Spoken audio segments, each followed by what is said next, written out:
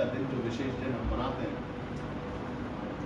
वहां पर कुछ परमेश्वर यीशु मसीह ने जब वो क्रूस पे थे, वहां से उन्होंने 7 वाणियां बोली। आज उसको याद करेंगे फिर से एक बार, और उसका मतलब समझेंगे कि उसका मतलब क्या है। जिनके पास पवित्र शास्त्र है वो देखें, लूका के 23वें अध्याय में 34वें वचन में लिखा हुआ है, कोई पढ़ लेता है। लिखा है, तब यीशु ने कहा, हे पिता, इन्हें क्षमा कर, क्योंकि ये नहीं जानते कि ये क्या है। यीशु मसीह, उस समय की बात है जब यीशु मसीह को ताड़ना मिल रही थी। वो जो सैनिक थे वो अपने बॉस का काम पूरा कर रहे थे, और बॉस ने बोला था कि घोड़े मारना है, बॉस ने बोला था कांटों का मुकुट रखना है, बॉस ने बोला था कि इसको फूकना है, बॉस ने बोला था कि इसको जैसे जैसे क्रूस उठाना है, और ये सब कुछ करना है। तो जितने भी वो सैनिक है, उन सबों को यीशु मसीह ने उस समय उस सारे कामों से क्षमा कर दिया। क्या कर दिया? क्षमा। वो सारे सैनिक जो यीशु मसीह को ताड़ना दे रहे थे, मार रहे थे, पीट रहे थे, बक रहे थे, कपड़े फाड़ रहे थे, नोच रहे थे दाढ़ी उसकी, उस सबको यीशु मसीह ने बोला कि ये नहीं जानते कि ये क्या कर रहे, इसलिए पिता इनको क्षमा करो। ऐसी कंडीशन पे जब आपको तकलीफ मिल रही हो और आप तकलीफ देने वाले को क्षमा कर दो, तब तो आप मसीही जीवन जीते हो। हम सबों के साथ भी यही किया, अपने ताड़ना देना, तकलीफ देना, क्योंकि हम मसीही हैं, हमारा जीवन। कई लोगों की सिर्फ क्षमा नहीं करने के कारण आशीषें रुक जाती है। बोले हम क्षमा नहीं करेंगे, इसके पाप थोड़ा ज्यादा है, इसने हमारा बहुत ज्यादा दिल दुखाया है, और हम इसको क्षमा नहीं करेंगे। लेकिन यीशु मसीह ने अपनी तकलीफ देने, ताड़ना देने वालों को भी क्षमा किया है। वो मसीहत है, वो हमारे जीवन में होनी चाहिए। क्षमा करना आना चाहिए। अगर हम क्षमा नहीं कर सकते तो मसीह नहीं आना। अगर हम क्षमा नहीं कर सकते, अगर हमारे मन में नहीं है, हम किसी का पाप, अगर हम मनुष्य है, अगर हम किसी दूसरे मनुष्य, कोई पापी है, कोई श्राप में है, कोई बंधन में है, और उसको हम वैसा तुच्छ जाने, उसको अलग कर दें हमारे, ये सही। अगर हम जानते हैं कि हाँ ठीक है, क्योंकि जितने विश्वास में आप हैं, उतनी सामर्थ्य से आप भरे, हो सकता है कि उस पर उतना सामर्थ्य नहीं होता, वो उस बात को नहीं समझता, लेकिन आप तो समझते हैं। हमारा क्षमा करना हमारी आशीषों के दरवाजों को खोल देता है। परमेश्वर यीशु मसीह ने क्षमा किया है, हमको भी क्षमा करना है लोगों को। वो समय सारी तकलीफें दे रहे हो और उनको मजा आ रहा है उस चीज के लिए, लेकिन उनको ये नहीं पता कि कहीं ना कहीं तुमको आशीष मिल रही, तुमको क्षमा कर दिया गया, तुम्हारे पापों के बदले तुम्हारी तकलीफ, क्योंकि वो उनका काम है, वो इसके पहले भी कईयों के साथ किया उन्होंने। लेकिन ये जो है, ये इसके बाद जो छुटकारा मिलने वाला, ये किसी के बाद मिलने वाला था नहीं। यीशु मसीह ने बोला क्षमा कर दो, इनकी कोई गलती नहीं है, मैं तो आया इसलिए, मैं आया इसलिए भी तकलीफ उठाऊं, तकलीफ उठाने के बाद क्रूस पर ठोका जाऊं और फिर से देता हूं, ये तो उस काम को आगे बढ़ा रहा, तो इनको क्षमा कर देता। आज के दिन अगर आप इस वचन को सुनते हैं और खुद को मसीह मानते हैं, तो जितने भी ऐसे लोग हैं जिनको आप क्षमा नहीं कर पा रहे हैं, जिनके कारण आपकी आशीष रुकी, तो आज के दिन को क्षमा कर देना यीशु मसीह के नाम में। न्याय करना हमारा काम नहीं है, परमेश्वर का है, परमेश्वर के न्याय में छोड़ देना और क्षमा कर देना, क्षमा कर देना। ये भी ये नहीं जानते कि किसका दिल दुखा रहा है, किसको सता रहा है, किसको तंग कर रहा है। हमको क्या कर देना है, अपनी तरफ से परमेश्वर के अधिकार, प्रभु आप करो, मैं नहीं करूँगा।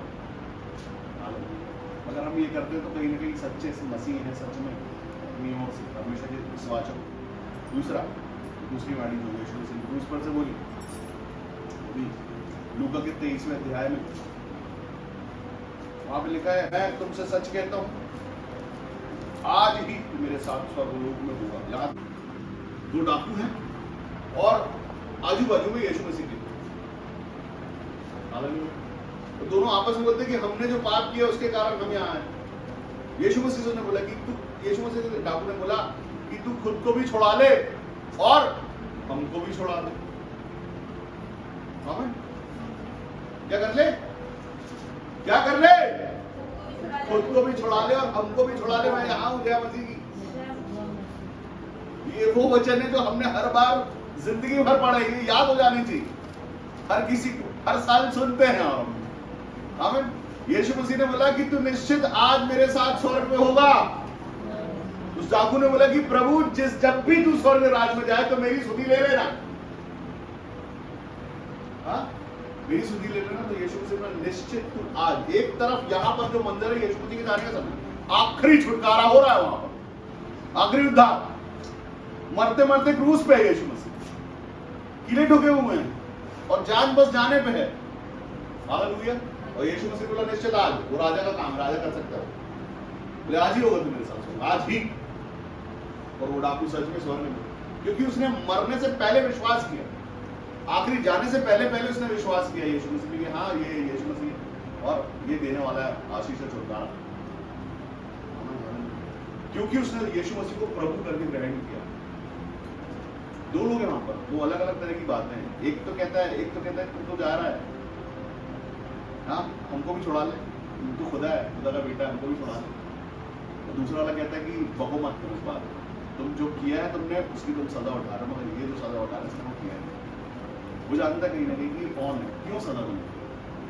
दो अलग अलग विश्वास है वहां पर, एक वो जो याजकों का है, एक दूसरा वो जो सच में उद्धार पाने वाला है। वो जानता है कि जो बाजू में है ये निर्दोष निष्कलंक, इसको सूली पे चढ़ाया गया, इसको लोग प्रभु कहते हैं। तो मैं भी जाने से पहले पहले एक रिक्वेस्ट करता हूँ। वो बोला कि प्रभु जब तू स्वर्ग में जाएगा तो मेरी भी सुधि ले लेना। यीशु मसीह दयालु परमेश्वर, पहले तो अपने मारने वालों को उन्होंने क्षमा कर दिया, दूसरा छुटकारा ही जाते हैं, तू आज ही मेरे साथ चल। हाँ हम बोलते हैं प्रार्थना से पहले प्रेम दयालु, कितना दयालु देखा है कहीं? ये छिदा हुआ शरीर है, क्रूस पे टंगा हुआ शरीर है। आपको अगर मैं बोल दूं हाथ उठा के खड़ा रहो, तो उसी हाथ के उसी कील के बल पे टंगा है, उसी पैरों में कील टंगी, सर पे लगा है, शरीर छिदा हुआ। तब भी वो उद्धार की बातें ही है, मसीहत की बातें। हमारे जीवन में तिलमिलाहट और गुस्सा और चिड़चिड़ाहट, यीशु मसीह तकलीफ में होने के बाद भी चिड़चिड़ाए, यीशु मसीह ने बका नहीं, यीशु मसीह तिलमिलाए दर्दों के बाद, तकलीफों के बाद। और हम उसके बाद कहते हैं कि सबके जीवन में होता, हमारे जीवन में क्यों नहीं होता? सबके जीवन में गवाहियां आती, हमारे जीवन में क्यों नहीं आती? क्यों नहीं आती? हम यीशु मसीह को वैसा, यीशु मसीह को तो जानते हैं, लेकिन यीशु मसीह की नहीं जानते। यीशु मसीह को जानते हैं, यीशु मसीह के कामों को जानते हैं, ये भी जानते हैं यीशु मसीह चमत्कारी, चित्र चमत्कार से भरा हुआ परमेश्वर की संतान, ठीक है। और हम मसीह, हमारे अंदर भी चिन्ह चमत्कार होनी चाहिए, लेकिन कब होगा? चिन्ह चमत्कार जब आएगा जब जगह खाली होगी। वो जगह जब तक भरी रहेगी, हमारा चिड़चिड़ाना, हमारा तिल मिलाना, हमारा क्षमा नहीं करना, या हमारा अच्छे साफ मन का नहीं होना, तब तक चीजें रुक जाएगी। स्वर्गलोक में डाकू, वो भी उद्धार के साथ, पूरा जीवन उसने पाप किया, सजा भुगत रहा है जो किया उसने, उसकी सजा। लेकिन एक न्याय ऐसा भी है वहीं पे उन्हीं के साथ में, जो अगले पल ऐसी आशीष की तू स्वर्ग में होगा, तूने कौन से अच्छे काम किए, तू स्वर्ग में होगा। हालेलुया। लेकिन हाँ, क्योंकि यीशु मसीह ने बोला वो स्वर्ग में होगा, क्योंकि उसके सारे पाप क्षमा कर दिए। उसने बोला मेरी सुधि लेना, बोला मैं सुधि लेने ही आया हूं, मैं आया ही इसलिए हूं कि सुधि लूं। और उतनों की जितने पूछेंगे मुझसे कि प्रभु मेरी सुधि लेना, जो प्रभु बोलेगा, जो सरेंडर करेगा, जो मानेगा उस बात को, जो परमेश्वर को परमेश्वर और यीशु मसीह को परमेश्वर की संतान मानेगा, उसको मिलेगा। हाँ, क्या मिलेगा? स्वर्ग राज्य में प्रवेश मिलेगा। डाकू का जीवन भी जी के जाओ, और अगर यीशु मसीह के सामने सरेंडर करके बोल दो कि प्रभु मेरी सुधि ले लो। अब यीशु मसीह ने बोला लाल पाप मतलब मर्डर, आपने खून भी किया हो, लेकिन उसके बाद यीशु मसीह के नाम का अंगीकार कर ले और क्षमा मांग ले, और यीशु मसीह से बोले प्रभु मेरी सुधि ले लो। हम क्या करते हैं? बस यही तो करते, कैसे भी पाप लेके, कैसे भी शराब लेके, कैसे भी गंदगी लेके यीशु मसीह के सामने जाते हैं, उसका लहू उंडेला जाता है, हम शुद्ध हो जाते हैं और स्वर्ग की टिकट कंफर्म हो जाती है।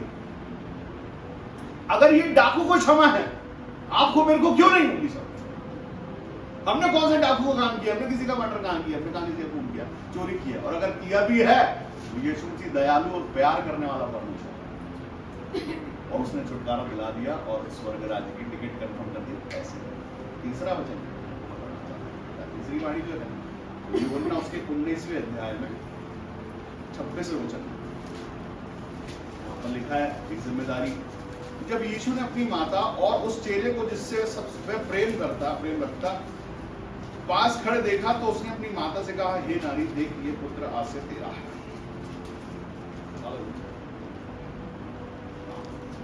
जिम्मेदारी, एक जिम्मेदारी दी गई यूहन्ना को, और ये मां विलाप कर रही है, दुख, लेकिन उसके साथ भी न्याय हुआ। क्या हुआ? न्याय हुआ। कोई बात नहीं, अगर तुम्हारा एक जिंदा जवान बेटा जा रहा है, तुमको लगता है कि ये चला जा रहा, तो ये तुम्हारे लिए नहीं है पहली बार, और तुम्हारे पास ये आया, ये उद्धार करता है, छुटकारा, लेकिन तुम्हारा क्योंकि लॉस होगा तो वो मैं होने नहीं दूंगा। तुम्हारा जवान लड़का एक जा रहा, मैं तुमको एक जवान लड़का और दे रहा हूँ आज से, वो जिम्मेदारी उठाएगा तुम्हारी और तुम उसकी जिम्मेदारी। प्रेम करेगा वो तुमसे, जैसा मैं तुमसे प्रेम करता वैसा वो तुमसे प्रेम करेगा, सारी जिम्मेदारी को निभाएगा। हालेलुया। किसी के साथ भी अन्याय नहीं करो, कोई ब्लेम नहीं कर सकता वहां कि मेरा कुछ लॉस हुआ है। अरे वो जो पूरे संसार के लिए आया, वो किसी एक मनुष्य का हो नहीं सकता, किसी एक खानदानी परिवार से हो नहीं सकता, वो तो पूरे संसार के लिए आया पृथ्वी पर, कि जो कोई इसका नाम ले और वो छुटकारे और आशीष में आ जाए। लेकिन हाँ, कहीं कुछ लॉस हो रहा है यहाँ पर, लेकिन उस लॉस की भी भरपाई यीशु मसीह ने किया, और अपने जाने से पहले किया, अपने आने के 3 दिन बाद नहीं किया, जाने के 3 दिन बाद नहीं किया। उसी समय एक मनुष्य, वहां पे 2 न्याय, एक न्याय उस याकूब का हुआ और सामने बिलखते हुए देखा तो उसका भी न्याय हुआ। एक जवान बेटा उसको भी दिया कि आज से ये तेरी माता है और ये तेरा पुत्र है। हाँ, यूहन्ना भी खुश हो गया, उसको लगा कि आज एक जिम्मेदारी मेरा प्रभु मुझे देके जा रहा है, एक पुत्र होने की जिम्मेदारी यीशु मसीह ने दी। और सब लोग जब पूछते थे कौन सबसे ज्यादा प्यार करता, कौन सबसे ज्यादा, लेकिन सबसे बड़ी जिम्मेदारी ये प्रकट करना ही तो प्रेम है सबसे बड़ा, कि और किसी को वो जिम्मेदारी नहीं दी है, ना किसी को बताया गया कि मैं किससे ज्यादा प्यार करता हूं। वो जिम्मेदारी देते समय ये बात प्रकट हो गई कि कौन है वो उत्तराधिकारी जो उसके जाने के बाद वो काम कर पाएगा, कौन वैसा प्रेम रखता है, किसका मन प्रेम से भरा हुआ है। हालेलुया। यूहन्ना चुपचाप के साथ अपने प्रेम को कहता है, कोई कितना प्यार आप किसी से करते हैं वो मेरे को नहीं पता, लेकिन मैं आपसे बहुत प्यार करता हूं। और ये प्रेम यीशु मसीह ने देखा यूहन्ना का, कि ये वो जिम्मेदार मनुष्य है जो अंदर प्रेम रखता है, प्रकट नहीं करता, ना नोचना खींचना चाहता कि बता दो किससे ज्यादा प्यार करता है, क्या करना है तुमको। यीशु मसीह के सब चेले आपस में ये बोलते थे कि किससे ज्यादा प्यार करता है, वो कहता मैं उससे ज्यादा, लेकिन यीशु मसीह यूहन्ना ने कहा कि मैं आपसे प्यार करता हूँ बहुत ज्यादा। आप किससे करते हो उससे मेरे को क्या लेना देना, ज्यादा करते हो कम करते उससे मेरे को क्या लेना, लेकिन मैं बहुत करता हूँ, तो बहुत करते। तो यीशु मसीह ने बोला ठीक है, अभी तेरा समय आएगा, जब समय आएगा तो तेरे को ऐसी जिम्मेदारी दिखाऊंगा, वो प्रकट होगा कि मैं तुझसे कितना प्रेम करता हूं। वो जिम्मेदारी मैं दूंगा किसको, मेरे जाने के बाद ये जिम्मेदारी मैं तेरे को देके जा रहा हूँ, अपनी जगह खड़ा करके जा रहा हूँ। एक जवान बेटा जिस मांगेगा उसको एक बेटा देके जा रहा हूँ जिम्मेदारी के साथ। ये 2 चीजें हो रही है यहाँ पर, दोनों जगह प्रेम प्रकट हो रहा है, और एक प्रूफ भी। इसमें सब खुश है, किसी को तकलीफ नहीं हुई बात, सबको पता था। यीशु मसीह ने अपने जाने से पहले भविष्यवाणियां की थी 3 बार। कितनी बार? 3 बार यीशु मसीह ने बता चुका था अपने बारे में कि भाई ये होना है, ये सब कुछ लिखा है। और सालों पहले नबियों के द्वारा ये भविष्यवाणी हुई थी, क्यों कुंवारी से जन्म लेगा, उसका नाम क्या रखना, सब कुछ पता है, सबको मालूम है कि कौन। लेकिन हाँ, ये संसार ने पहचाना नहीं उसको, लेकिन जिसने पहचाना उसे परमेश्वर की संतान होने का अधिकार मिला, गौरव मिला। आज हमने देखा नहीं यीशु मसीह, आज हमारे जमाने में नहीं, वो बहुत पहले आके चले गए, लेकिन हम यीशु मसीह के नाम को आज जानते हैं और उस बात पर विश्वास करते हैं। आमीन। और ये विश्वास ही है जो आज हम ये आशीषित जीवन जी रहे हैं। हालेलुया। अगर हम देखें हमारे मसीह में आने के पहले का जीवन, तो उसमें नामधराइयां हैं, उसमें दुख है, उसमें तकलीफें हैं, उसमें जमाने की बातें हैं, उसमें बहुत सारी बुराइयां हैं। लेकिन जैसे ही हम मसीह हुए, हमारा जीवन बदल गया। आमीन। हमारा मान सम्मान बढ़ गया, हमारे चेहरे पे खुशी रहने लगी, और वो जो कुछ भी था, कमी घटिया हमारे जीवन से, वो सब चली गई। हालेलुया। क्योंकि हम इस बात को कहीं ना कहीं एक आनंद की बात समझते कि अब हम मसीह में हैं। अब चौथी जो वाणी है, ऐसा लिखा है, तीसरे पहर के निकट यीशु ने बड़े शब्द से पुकार कर कहा, एली शबक्तनी, अर्थात हे मेरे परमेश्वर, हे मेरे परमेश्वर छोड़। लिखा है यीशु मसीह ने खुद पर पूरे संसार के पापों को उठा लिया, सारे दुखों को उठा लिया, सारी तकलीफों को उठा लिया। और ऐसा लिखा है कि जो क्रूस पर टांगा जाता है वो शापित होता है। एक पिता अपने बेटे को एक बड़ी जिम्मेदारी देता है। परमेश्वर पिता ने एक जिम्मेदारी दी एक मनुष्य को, जो सारे, इसके पहले नहीं हुआ कुछ ऐसा ना, इसके बाद कुछ ऐसा होने वाला।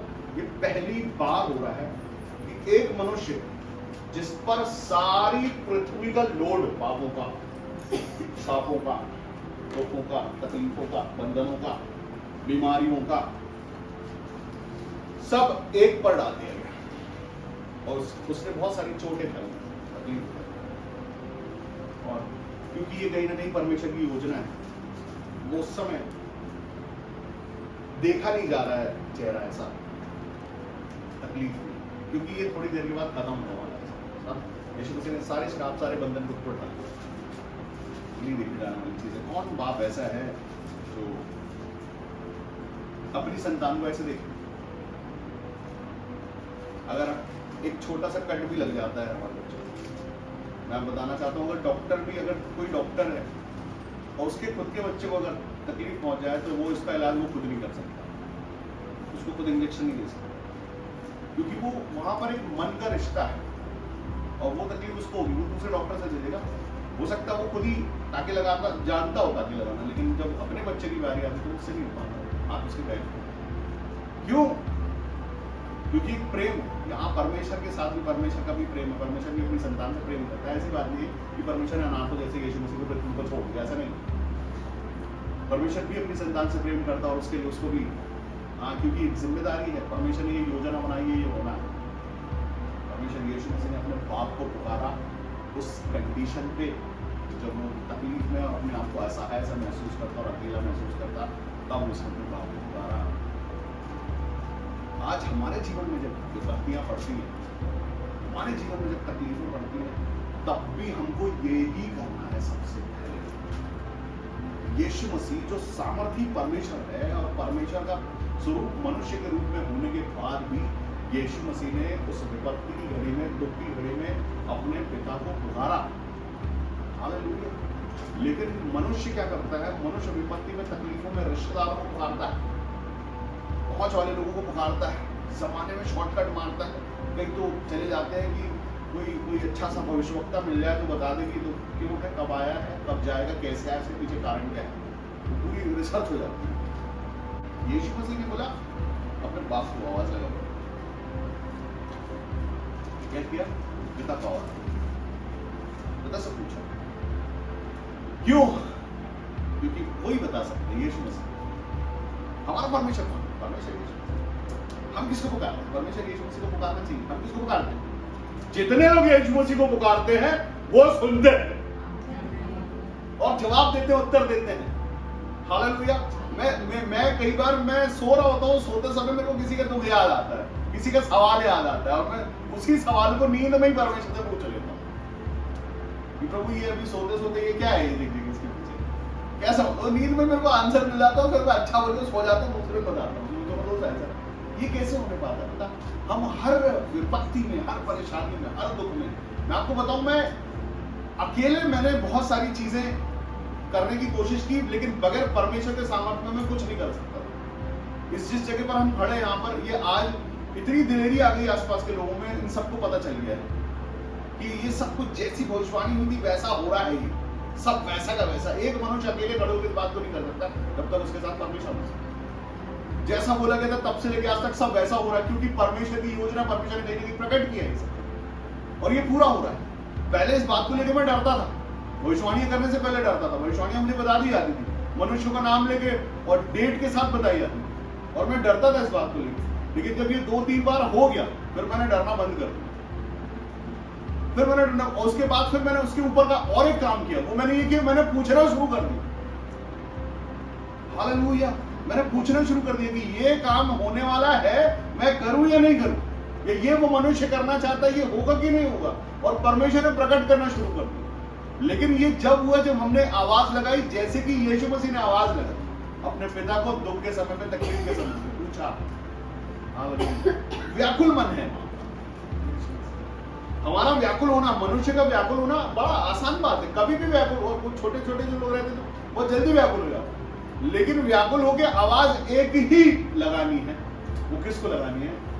बाप को लगानी है, पिता को लगानी है। क्योंकि अगर कोई कुछ कर सकता है तो सिर्फ और सिर्फ परमेश्वर पिता, और कोई मनुष्य नहीं।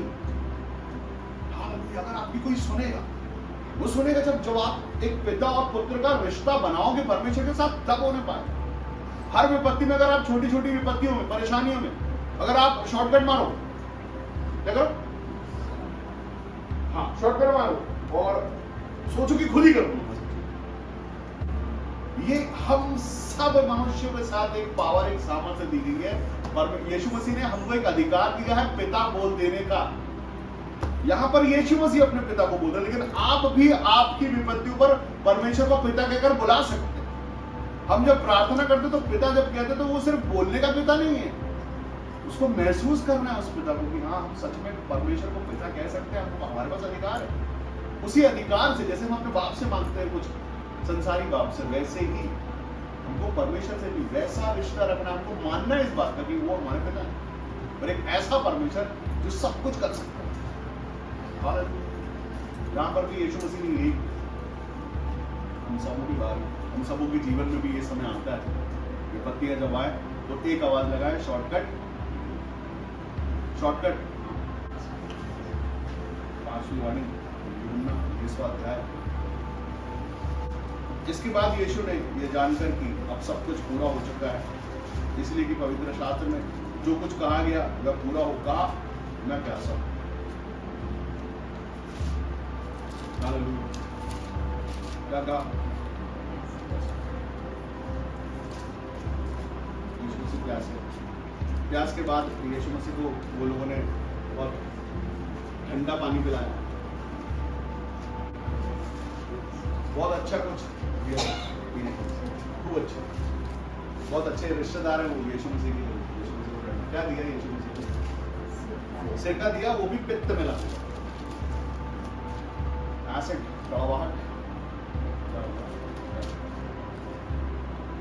यीशु मसीह, अभी मैं आपको बताऊं कि आप 2-3 दिन ठीक से पानी नहीं पियो, ये मौसम की बात है, और पानी मत पियो, धूप में चलो, धूप में काम करो, कोट फट जाता है। वैसी कंडीशन में सूखा है, शरीर में कुछ नहीं है, जो खून है वो भी बह गया है। उसके बाद यीशु मसीह के होठों तक ले जाके उसको पहुंचाया गया। कैसा लगा वो? आपके जीवन पे कुछ ऐसी चीज की प्यास है, आप चाहते हो कि परमेश्वर की तरफ से वो पूरी हो, और आपके साथ परमेश्वर कुछ ऐसा करे तो कैसा लगेगा? लेकिन हाँ, मनुष्य परमेश्वर के साथ ऐसा ही करते आ रहे हैं। परमेश्वर से ले लेने के बाद भी, परमेश्वर के साथ रिश्ते बना देने के बाद भी जब बारी आती है हमारी, तो हम जो लौटाते हैं वो कुछ वैसा सा ही होता है। बहुत सारे लोग, आप लोगों की बात नहीं करता, बहुत सारे ऐसे लोग हैं जो परमेश्वर के साथ दोबारा ऐसा करते हैं, और उन्होंने बोला मैं प्यासा हूं। परमेश्वर यीशु मसीह, परमेश्वर जब प्रार्थना करते हैं, प्रभु मेरे पास गाड़ी बंगला नहीं है, वो आ गया। उसके बाद परमेश्वर को प्यास क्या है कि ये धन्यवाद करेगा, गवाही देगा, लेकिन हम क्या पहुंचाते हैं परमेश्वर तक? कुछ वैसा सा ही है। आपने एक बार परमेश्वर के सामने प्रार्थना को रखा और परमेश्वर उसको पूरा कर दिया, क्योंकि वो परमेश्वर थे ना। हमने क्या लौटाया? हमने लौटाया सिरका। परमेश्वर सिरका लौटाते, जो सिरका लौटाते हैं परमेश्वर क्या लौटाया उनको?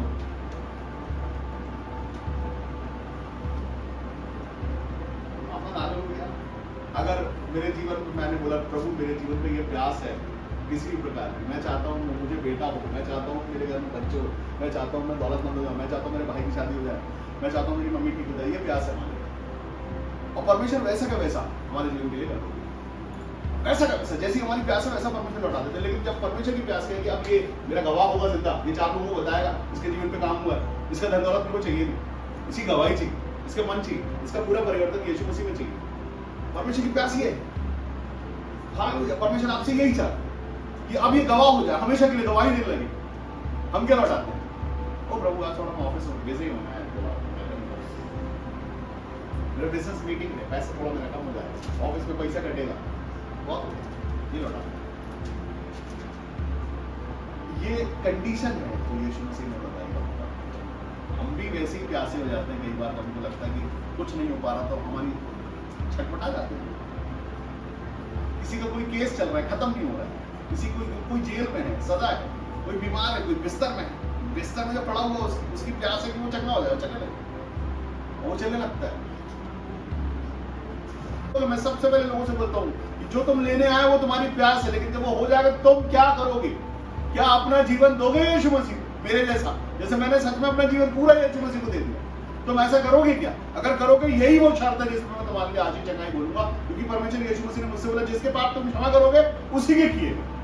और मैं ये चाहता हूं कि मेरे बाप की महिमा हो हर हाल में। अगर तुम चाहते हो ये हो तो ये करना, गवाही देना यीशु मसीह के नाम की कि वो जीवन परमेश्वर, और जाओ यीशु मसीह के नाम में तुम्हारी चंगाई रिलीज।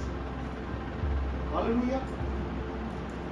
अगर हम रिश्तेदारी रखते हैं तो रिश्तेदारी एक साइड से नहीं होती। अगर माँ बच्चे के लिए सब कुछ करे और बच्चा माँ के लिए नहीं करे, एक समय आता है जब बच्चों को तैयार करते हैं, बच्चे तब तैयार हो जाते हैं, तो जो प्यार आपने उसमें डाला है, जो बीज आपने उसमें डाले, वो निकलने का समय रहता है फसलों का। आज जो कुछ भी आप सिखा रहे हैं अपने बच्चों को, वो आपके सामने लौटेगा, क्योंकि वचन कहता है अगर गेहूं बोगे तो गेहूं काटोगे। अगर आपने अच्छे संस्कार बच्चों में बोए हैं तो बच्चे वही लौटाएंगे आप। ये नियम है संसार। हालांकि परमेश्वर का भी यही नियम है। हम सबों के साथ अगर प्यास है तो हम तृप्त पाते हैं। यीशु मसीह ने बोला मैं तुम्हें तृप्त करूंगा, और किससे? उत्तम से उत्तम पदार्थों से तृप्त किए जाएंगे हम। लेकिन जिम्मेदारी हमारी भी है यहाँ। हालेलुया। जिम्मेदारी हमारी, अगर हम प्यास रखते हैं तो परमेश्वर तृप्त करेंगे, लेकिन हमको भी वो काम करना है परमेश्वर की महिमा का जीवन भर। ये बहुत जो जहां जिस चर्च में परमेश्वर नहीं है वहां के लिए तो कुछ भी कर दो, वहां चलेगा, लेकिन यहाँ क्योंकि परमेश्वर जीवित है, इस कलीसिया में परमेश्वर जीवित है, सबों के साथ हमारे मनों में परमेश्वर जीवित है। सारी भविष्यवाणियां पूरी होती, सारी चंगाइयां पूरी होती, हर प्रार्थना सुनी जाती है। तो हाँ, जीवित परमेश्वर से डरना भी है। अगर परमेश्वर करना चाहते हैं, वो कहते हैं अगर मैं पलटा लेना चाहूं तो तुम्हारे पोतों पर पोतों से ले लूंगा, ये वचन कहता है परमेश्वर। लेकिन जब हम जानते हैं यीशु मसीह ने हमारे जीवन के लिए सब कुछ कर दिया, तो हमारा एक जिम्मेदारी है, एक आनंद है हमारा। ये मैं बताऊं, गवाही देते समय सबसे ज्यादा आनंद की बात समझता हूं मैं, और गवाही सुनना मेरे जीवन का सबसे बड़ा ट्रॉफी है। समझ, जब मैं गवाही सुनता हूं तो वो मेरे लिए ट्रॉफी के जैसे होती है कि ये पाया है हमने। हालेलुया। कि चाहे परमेश्वर किसी की सुनता है कि नहीं सुनता, लेकिन मेरी सुनता है, इस कलीसिया की सुनता है, यही मेरा घमंड है परमेश्वर पर। हम सबों का सबसे पहला घमंड ही यही होना चाहिए कि सिर्फ प्यासे रहे हो, तृप्त कर दिए और भूल जाए परमेश्वर को। वो सही बात नहीं है। ये बिल्कुल वैसा सा है जैसा यीशु मसीह के साथ वहां भी हुआ कि वो प्यासा है, और प्यासा होने के बाद, तकलीफ में होने के बाद उसको पिलाया क्या गया? सिर। अगर हमारे जीवन में ये हो जाए कि हम मांगे यीशु मसीह के नाम में हमारे बच्चे अच्छे नंबर से पास हो जाए, और वहां पहुंचे और इतना बड़ा लाल गोला बना रहे, और देखने को मुझे कैसे लगेगा, प्रभु ये तो सरकार पिला दिया आपने, हम तो विश्वास करेंगे। लेकिन वो हमारे साथ ऐसा नहीं करता, हम उसके साथ ऐसा ही करते हैं, हर बार करते चले आ रहे हैं। हालेलुया। अगर करते चले आ रहे हो तो आज इस बात से, ये चेतावनी है आज, इस बात से जाग जाना, और सिरके की जगह पे यीशु मसीह को आज अच्छा कुछ अपनी तरफ से पहुंचा देना, अपना अच्छा अंगीकार पहुंचाना, धन्यवाद की अच्छी प्रार्थना करना घुटनों पर जाके, क्योंकि आपने किया है और अब हमारी बारी है, तो हम भी आपको सिरका नहीं देंगे, अच्छा ही बारी हमारी है। ठीक है। 6वीं बारी लिखी है यूहन्ना के 19वें अध्याय में 30वां वचन ऐसा कहता है, जब यीशु ने मुझे सिरका लिया तो कहा कि सब पूरा हुआ, और सर झुकाकर प्राण दिया। क्या बोला? सब पूरा हुआ।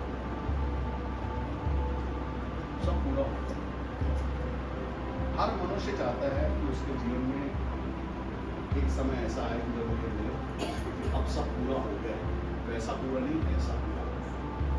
विजय का मतलब होता है पूरी तरीके से जय पा लेना। यीशु मसीह ने वो सारी प्रताड़नाएं, जिसमें सबसे आखिरी पार्ट क्या था, और इसके बाद भी अभी एक पार्ट बाकी है जो उसकी देह के साथ होने वाला है।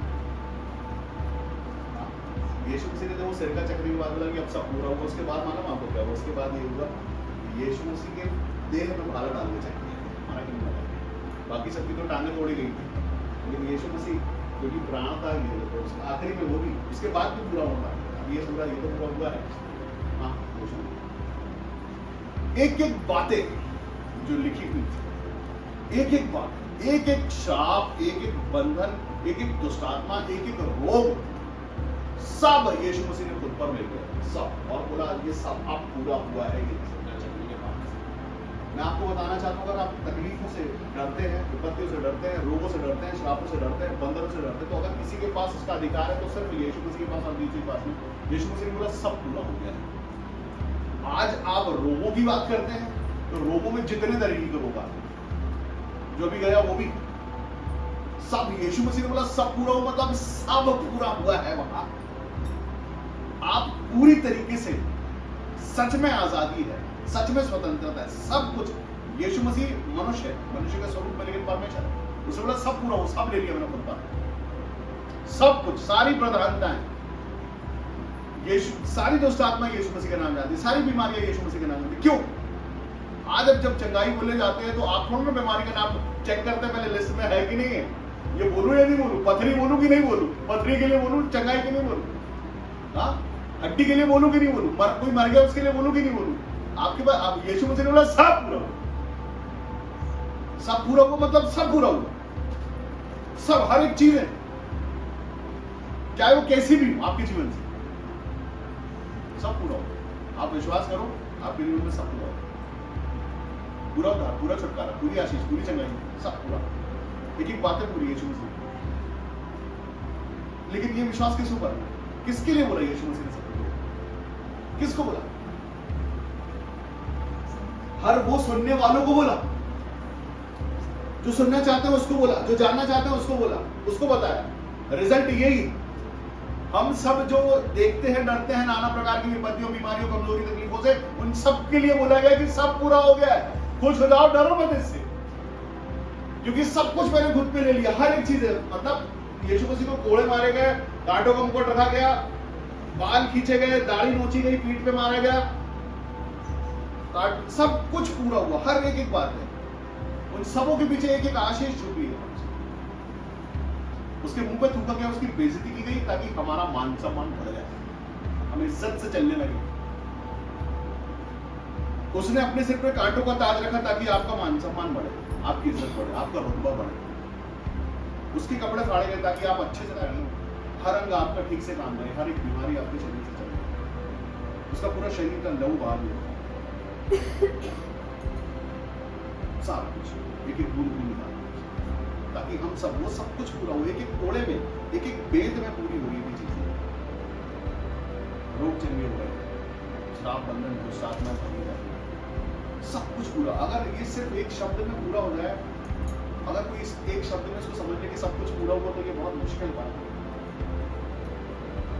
डे वन से, जिस दिन से, एक दिन में नहीं हुआ, मुकदमे किए गए, सीटा गया, अदालतों में ले गए, और एक दो जगह घुमाया गया, तमाशा बनाया गया, कपड़े फाड़े गए, इज्जत किया गया, और दुनिया तमाशा देख रही थी उससे खुद के चेहरे देख के डर रहे थे कि अरे इनके साथ क्या होने वाला है।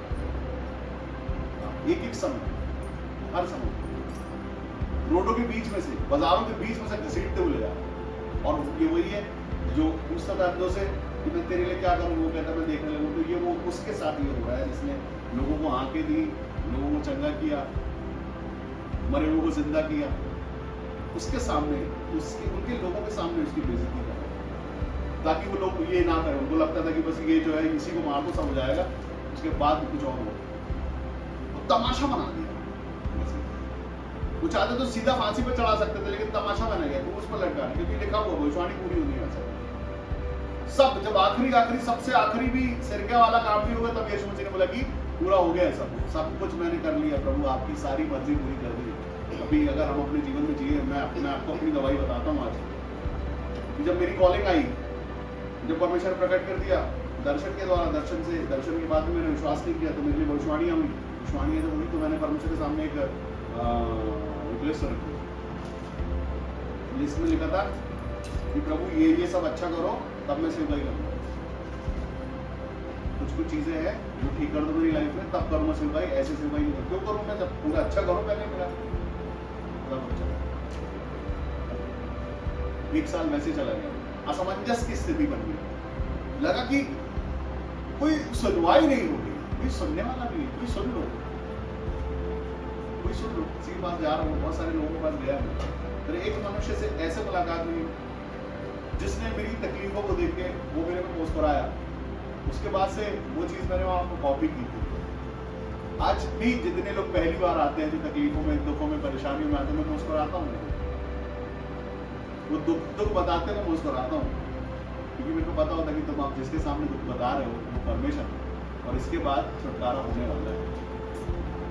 वो रास्ता मुझे जो दिखाया गया, उस रास्ते के बाद से उसने बोला कि क्योंकि तुम वो काम नहीं कर रहे हो जो परमेश्वर तुमसे चाहते हैं, इसलिए तुम्हारी विपत्तियां बढ़ रही हैं। जो चीजें जैसी है उसको वैसी हाल में छोड़ के परमेश्वर के अधिकार में अपने जीवन को दे दो, उसके बाद चीजें ऐसे होना शुरू हो। मैंने बोला सबके ये भी करके देखते हैं। और सब कुछ छोड़ छाड़ के सिर्फ मैंने बोला ठीक है, काम करते प्रभु प्रभु करने लगते हैं, देखते क्या होता है। दरवाजा बंद कर दिया, प्रभु प्रभु करेंगे, ये भी करके देखेंगे। जितनी मैंने छोड़ना, अभी मैं सिर्फ प्रभु बोलूंगा, सिर्फ प्रभु बोलूंगा। बोलो किधर हो प्रभु? एक दिन आवाज आई मेरा नाम लेके, बहुत बेटी थी। मैं दुआ कर रहा हूँ, अभी रुको। फिर मेरे को लगा पता नहीं दरवाजे पे कोई दुआ कर रहा है, चलो दुआ करते करते देख लेते हैं। बाहर देखा कोई नहीं है, मैं और आगे गया, कोई नहीं। फिर वापस आ गया, मैं सुनाई देता हूँ। फिर दोबारा एक आवाज आई मेरा नाम लेके, बहुत बहुत सुंदर आवाज में, पहली बार मेरा नाम लिया। उन्होंने कोई अच्छा या तो कोई रिश्तेदार है, तो कोई दोस्त आया आवाज लगाता है, फिर क्या दूर तक देखने नहीं गया। तीसरी बार जब वो आई तो फिर मैं समझ गया कौन है। कहता है कि क्या तू ही पुकारता रहेगा, मैं जवाब नहीं दूंगा। जवाब दे दो तो जवाब ही तो मांग। ये पूरा होना। कब तक सिर्फ हम अपने लिस्ट पे सोच के बोलेंगे? अभी खुद ही क्यों नहीं बोल रहे? प्रभु सब पूरा हो गया है मेरी साइड से, सारे दुख, सारे तकलीफ, सारे परेशानी। और परमेश्वर का वचन यही कहता है कि अपने सारे बोझ मुझ पर डाल दो, मुझको तुम्हारा अपना सारा बोझ परमेश्वर पर, सब कुछ बता दो, पूरा बता दो। लिस्ट बनाओ, एक लिस्ट बनाओ, उसमें सब लिखो। बोलो प्रभु मैं जानता हूँ कि आपने सब कुछ सहा है मेरे लिए, और सब चीजों में आपने विजय दिला दी है। अब मैं पूरा सरेंडर करता हूँ अपनी तरफ से, मैं पूरा समर्पण करता हूँ अपनी तरफ से। मैं समर्पण देने जा रहा हूँ अपने जीवन का पूरी तरीके से। इस बात को लोग समझते नहीं है। उनको लगता है कि अब क्या इतनी प्रार्थना तो करते हैं, अब क्या पास्टर बन जाएंगे। समर्पण का मतलब होता है समर्पण। समर्पण जैसे हम किसी के सामने करते हैं, कितना समर्पण समझते हैं?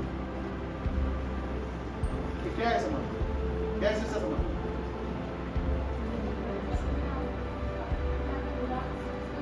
आपने एक शब्द सुना होगा, आत्मसमर्पण करना। एक डाकू जब पुलिस के सामने समर्पण करता है तो क्या करता है पता? अपना हथियार पैरों में डाल देता है और घुटनों पे आ जाता है, हाथ उठा लेता है।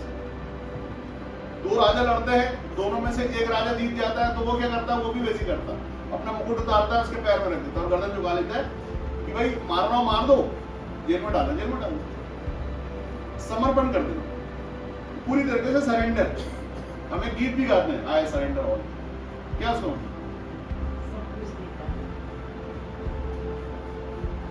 सब कुछ देता हूं, मतलब सच में सब कुछ दे दे, क्योंकि यीशु मसीह ने सच में बोला सब पूरा हुआ है। तो हमको भी समर्पण बिल्कुल पूरा करना है, पूरा समर्पण। आधा परमेश्वर की तरफ समर्पण, आधा बच्चे की तरफ, आधा पत्नी की तरफ, आधा प्रॉपर्टी की तरफ, आधा गाड़ी की तरफ, और बच्चे को यीशु मसीह आधा। ऐसा समर्पण पूरा समर्पण नहीं है। तो पूरा छुटकारा मिलेगा क्या? पूरी आशीष मिलेगी क्या? पूरा पूरा का पूरी वैसी आशीष जैसी आप चाहते हो वैसी भी नहीं मिल रही है, क्योंकि पूरा हम समर्पण में, और हम चाहते हैं कि वो हो जाए सब पूरा।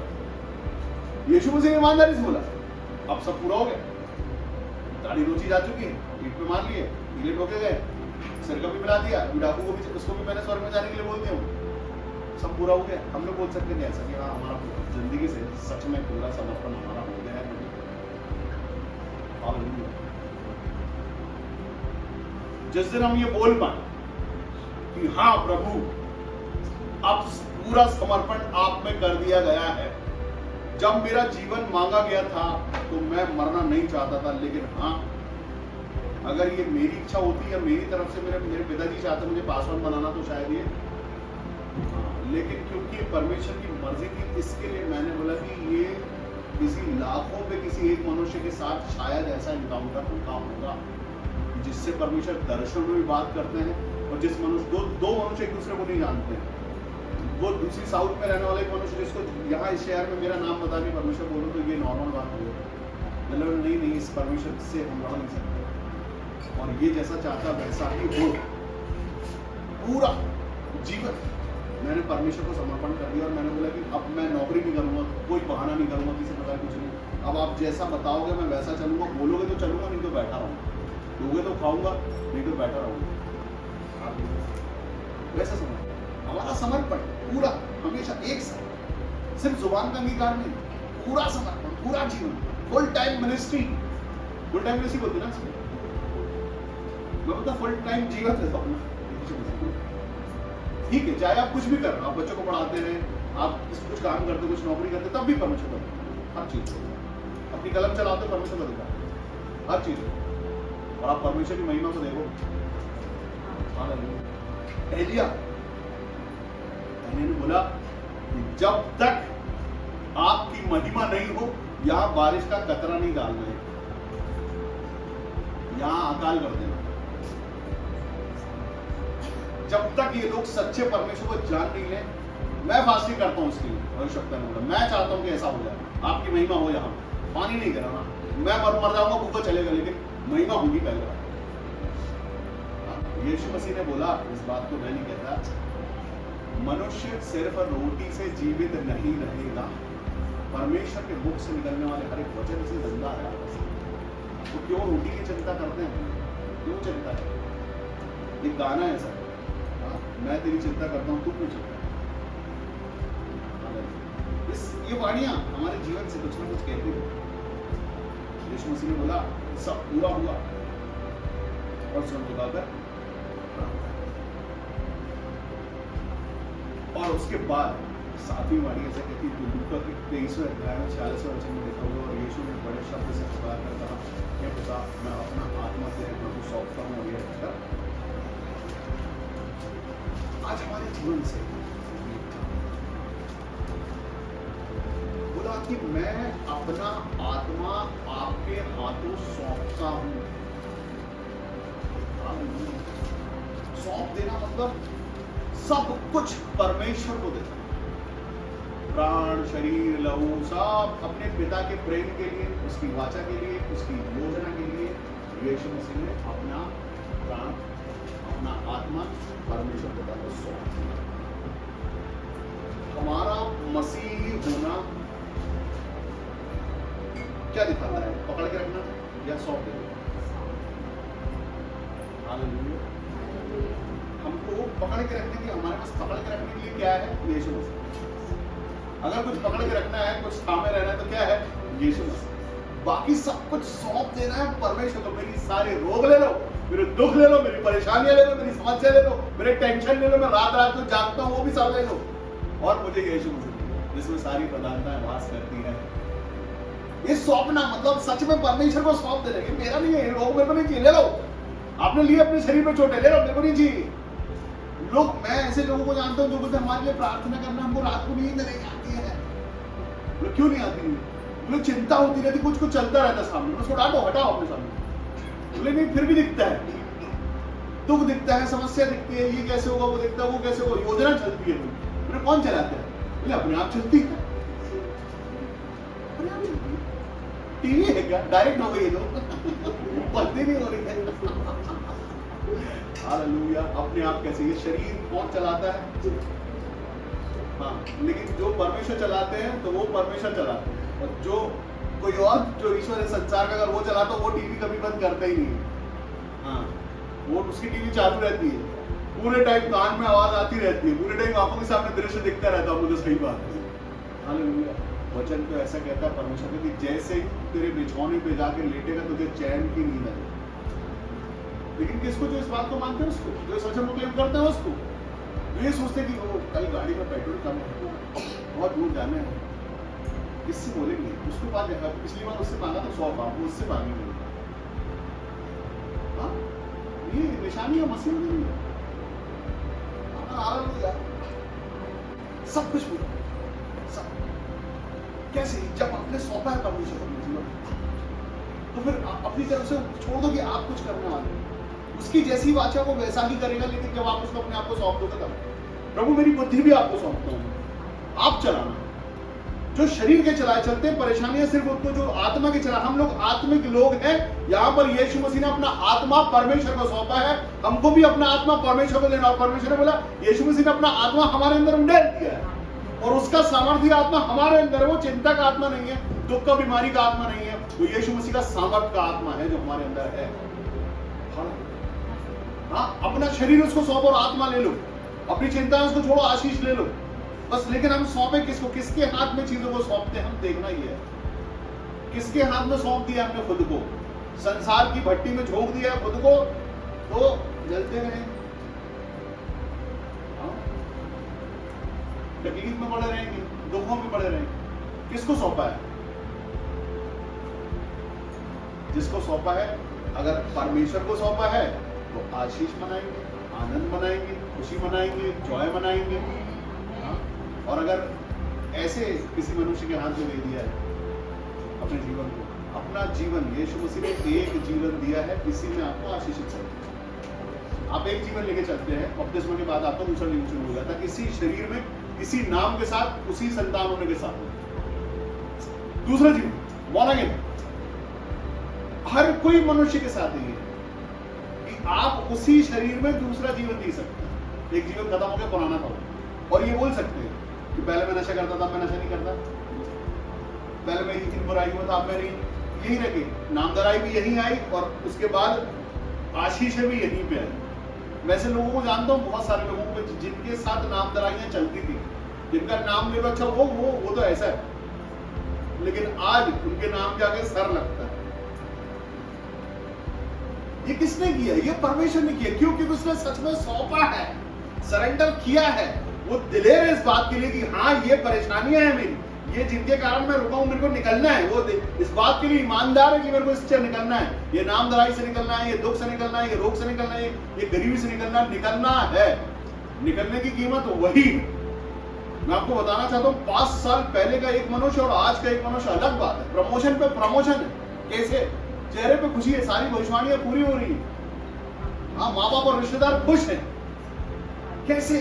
क्योंकि हाँ, सच में समर्पण सुना और समर्पण किया, और समर्पण में आने के बाद यीशु मसीह का जीवन, तो लोगों के नाम का सर लग गया, उनका आज मान सम्मान हो रहा है। जिनके साथ हम लोग रहने को मना करते थे कल तक, उसके साथ मत दिखना मेरे को, आज उसके साथ दिख जाओ तो फोटो ले लेते, क्योंकि वो सर है। किसने बदला? यीशु मसीह। हम सबको समर्पण सौंपना है, किसके हाथ में? परमेश्वर के हाथ में। अपने जीवन को सौंपो परमेश्वर के हाथ में, परमेश्वर आपको सींचेंगे। जो कोई परमेश्वर का लगाया पौधा है, उसकी आशीष ये है कि हरी धूप में भी उसकी पत्तियां गिरती नहीं और हरी बनी रहती, ताजी, फ्रेश। हाँ, क्योंकि हम परमेश्वर के लगाए पौधे। तो जो परमेश्वर के पौधे नहीं है लगाए हुए, आज से इस प्रार्थना को कर लेना कि आज हम आपको अपना जीवन सौंपते हैं और आपको परमेश्वर मान लेते हैं। आपको परमेश्वर, वो परमेश्वर ही है, लेकिन हम मान लेते हैं आज आप परमेश्वर। और जैसी ताकत, जैसा सामर्थ्य होना परमेश्वर, वैसा आप हमारे साथ रहना। अगर आप वैसे रह गए तो हम भी। डाकू ने आखिरी मोमेंट में उसने प्रभु बोला और वो तक स्वर्ग पे पहुंचे। तो आपको तो परमेश्वर ने संतान, यीशु मसीह ने आपको संतान होने का अधिकार दिया है। आप संतानें हैं, तो आशीषों का जीवन आपका है, छुटकारों का जीवन आपका है। ये सिर्फ एक ये यादगारी है। आज के दिन ये 7 वाणियां हैं, ये आपकी यादगारी के इन सबों से आपका जीवन यीशु मसीह ने जाते जाते ये शिक्षाएं दी हैं। ये वो शिक्षा है जिसको कोई अगर अच्छे से समझ लेता है तो इस शिक्षा में जीवन हर एक बात में, वहां पर एक विक्टिम यीशु मसीह है जो सताओं में है, परेशानी में है, दुख में, वो यीशु मसीह ने कैसा किया आखिरी समय में भी, वो सबसे आखिरी समय है, उसी समय पर सब सारी बातें परमेश्वर पिता से करते हुए सब कुछ उनको बता दिया ताकि हम सब उस बात को सुने, देखें और अपने जीवन में वैसा लाए और वो उद्धार पाले तो यीशु मसीह ने पाया। वो सिर्फ अकेले यीशु मसीह का नहीं, हम सबों ने उद्धार, आशीष, चंगाई, छुटकारे सब पाया उस स्वभाव को लेकर। यीशु मसीह परमेश्वर को पिता बोलते हैं, हम भी पिता बोल सकते हैं। तो लिखा है कि जो कोई उसके साथ बनाया जाता है उसी के साथ जलाया भी जाता है। हालेलुया। आइए 5 मिनट के लिए अपनी आंखों को बंद करें।